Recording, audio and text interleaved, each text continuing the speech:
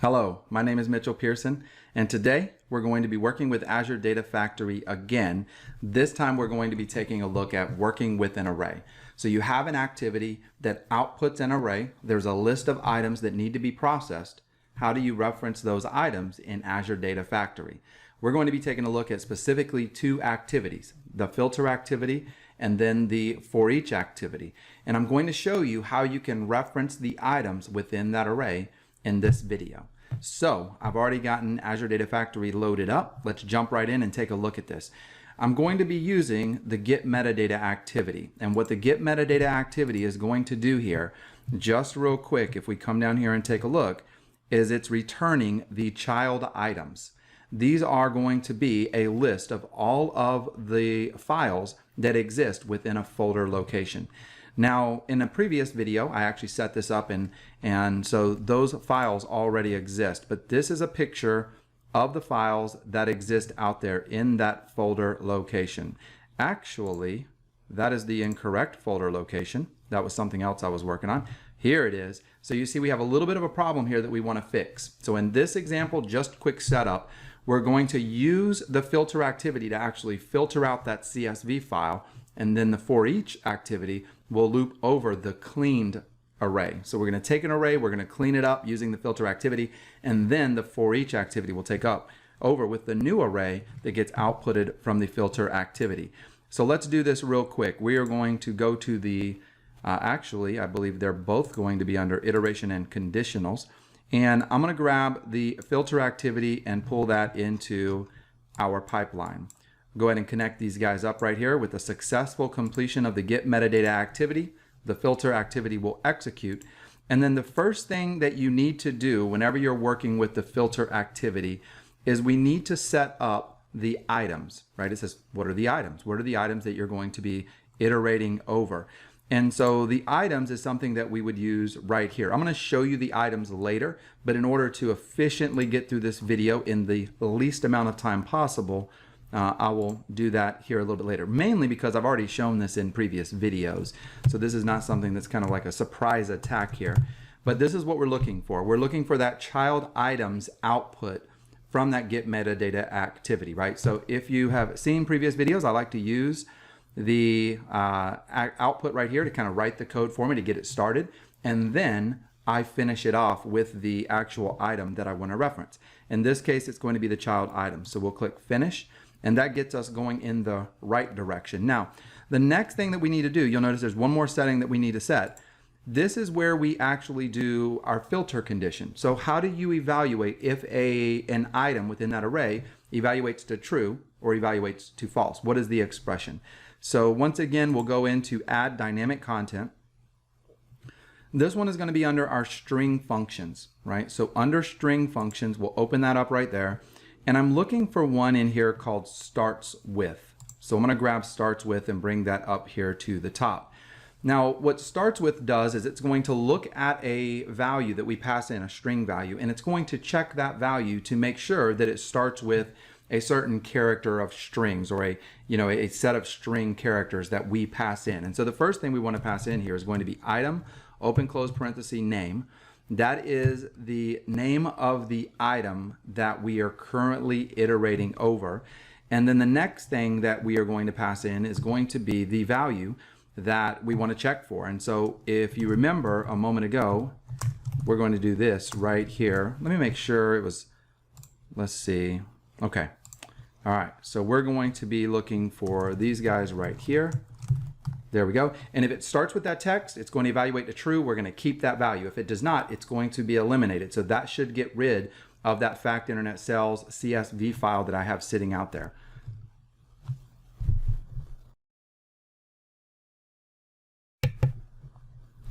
All right. So the next thing that I want to do here is we've gotten that right there set up.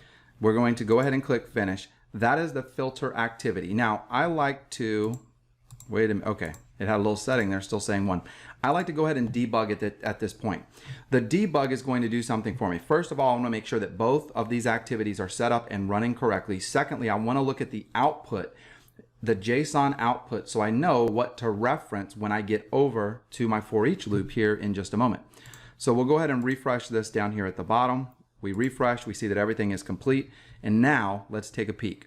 First of all, you'll notice that for the get metadata activity, the output of that was fact internet sales. Notice right here, this is that child items that we referenced. That's how we get that name. That's the child item. And it actually only returns two properties, unfortunately. It only returns the name and the type of the file. So if we wanted to go back and get information like last modified, we'd actually have to do that in our for each loop. We'd have to pass in the name of the file. Then we'd have to use another get metadata activity that goes and gets the information about that specific file. So we'd have to parameterize that. Now, that's a little bit more tricky. That'll be in a different video. I'll be recording that tonight as well, but it's a separate video. But this is the two properties that we're going to be looking for here. So that's the name, that is the type. Then if we want to look at the output of the filter activity, you'll notice that we had 5 items come in. So there was an input of 5. We outputted 4. So we only had 4 items that remained after the filtering took place. And we can actually look at each of those items here as well. So that CSV file that we didn't want has now been eliminated and removed. All right, so I'm going to take this to the next level, and we're going to bring in a for each loop. Let's see, I don't have my thing. I don't know how long we've been on the video here. I like to keep these as quick as I can. If the pace is too quick, feel free to pause the video. I'm going to go ahead and pull over this right here. And what I want to do with the for each activity is the same thing the filter activity did. We're going to pass in an array, and we're going to iterate over that array, performing an operation on each item within that array, within that list.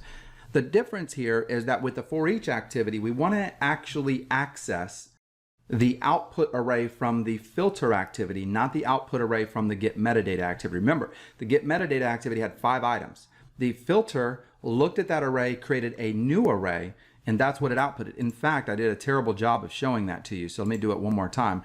Notice right here that what we're going to be looking for is the output.value. All right, and then we're going to be bringing back the items within that value. So we're going to be looking for name. That's what we're going to be looking for within the output.value. So output.value is our array. So let me go show you this. We're going to go back over to the for each activity. You'll notice that there is one setting. I've selected it. There's one setting. That setting is what is the list of items that you want to iterate over. Just like before, I'm going to hit dynamic content here. I'm going to go ahead and go down and find activities. There we go. We're going to do the output of the filter, and then it's already got the dot output, so we're going to do dot value. And I forgot if it was dot value or values, so we're going to go with dot value. Click finish. Let me check real quick and make sure I got that correct. Yep, we're good. All right, so we have set up the for each activity so that it loops over that list of items. Now what do we want to do? Well, what we're going to do in this one is I'm going to keep it simple. The next video that I'm going to record, we're going to copy the data, we're going to delete the files. I'll show you how to copy and delete and how to set up the connection manager, the data set itself, the actual data set to dynamically change with each file name. That's a little tricky, but we'll do that in a different video. For now, I just want to show you how to set this up. And so I'm going to go into the for each activity. We're going to edit that, and that takes us inside, and it creates for us essentially a new pipeline. Now within this, I'm going to keep it simple. We are going to run a stored procedure activity. And with this stored procedure activity, we're going to come down here and reference our SQL account. And what I've done is I have a linked service here that's pointing to a database. It's an Azure SQL database that I have out there in Azure, and it's pointing to that database. So I'm going to go ahead and reference that connection manager.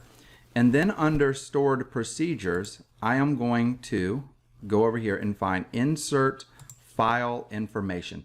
Now, insert file information is going to insert a couple of records into a SQL Server database that we have available. And that is going to be this guy right here. So if I execute this code and I run this, you'll see that there are currently no records that have been inserted into this location right here. So what I'm going to do is we're going to execute that stored procedure and pass in those parameters. Now, I'm going to import the parameters of that stored procedure. If you're not familiar with this one, that just means you haven't seen my previous videos because I've used this stored procedure before. But this stored procedure has 3 parameters: a file name, a modified date, and then a record insert date. Now, remember, we don't have a modified date. That's not part of the information that gets returned from child items, right? That information does not exist. But for the file name, we can go ahead and reference this. So what I'm going to do is type in @ curly bracket item open close parenthesis dot name closing curly bracket. All right. And then for modified date, what I'll do is I'll just return the normal time. So we'll do @UTC now open close parentheses. So that's just the current date and time. And then for the record insert date, let's do something a little bit more interesting here. We'll go ahead and open up the dynamic content. And instead of just bringing back the UTC date, what if I want to return my time zone? So I'm in the US Eastern Standard Time Zone. So what I can do here is under date functions, I am going to find convert from. So there we go, convert from UTC. I'll bring that guy up here to the top. And then what do I want to convert? Well, I'm going to convert UTC now, open and close parenthesis, comma, and I want to convert that to Eastern Standard Time. All right. And so if I remember correctly, let me kind of hover over this and just remember. I'm throwing this in there because the video is going pretty quick here. Let's see. Show me the text. You can do it. Show me, there it is, Pacific, yep, okay. So that's what I'm looking for, Eastern Standard Time. So we'll see that when we load this into our database table, we actually get different results. And so this is how you can take that UTC time and kind of convert it to your time. All right, we're going to click Finish. And that's it. So we have a filter activity that's going to look at that array, get rid of any records that we don't want. That outputs a new array, output.value. We use that as the items for the for each activity that it iterates over. Inside of our activity, we have a very simple action, right? So for every record that comes through that array, we're simply going to insert the metadata information about that into a table that we have. Like I said, another video, I'll show you how to copy the data, delete the file, essentially like we're archiving the file. So processing it and then archiving it. But for now, let's go ahead and run this in debug mode. We'll go back to the pipeline out here. Let's give that a moment to run. Hopefully everything is set up correctly. Don't want to record this again. And it says that it's done. So we'll go down here and refresh it at the bottom. And you see that what happens here at the bottom, I'm going to zoom in for you. We have our get metadata activity, the filter activity, that outputs an array, and then the for each activity, which then kicks off the stored procedure for each item within the array. So we have 4 stored procedure activities. Now, what I want to show you is SQL Server Management Studio. So we can flip back over there real quick. And if we run this code again, here we go, let's go ahead and click execute. We should now have records, right? So you see that we have all 4 of our files, not including the CSV file because it was filtered out. We have the last modified date, which remember was just simply UTC now. And then we have my time, Eastern Standard Time converted. We extracted the UTC, the Eastern Standard Time from that UTC date. And that's going to be 9:48 p.m. There you go. All right. I hope you enjoyed this video. If you did, subscribe, like, leave me a good comment. All of that's good stuff. If you didn't, don't tell me. And I'll see you in the next video.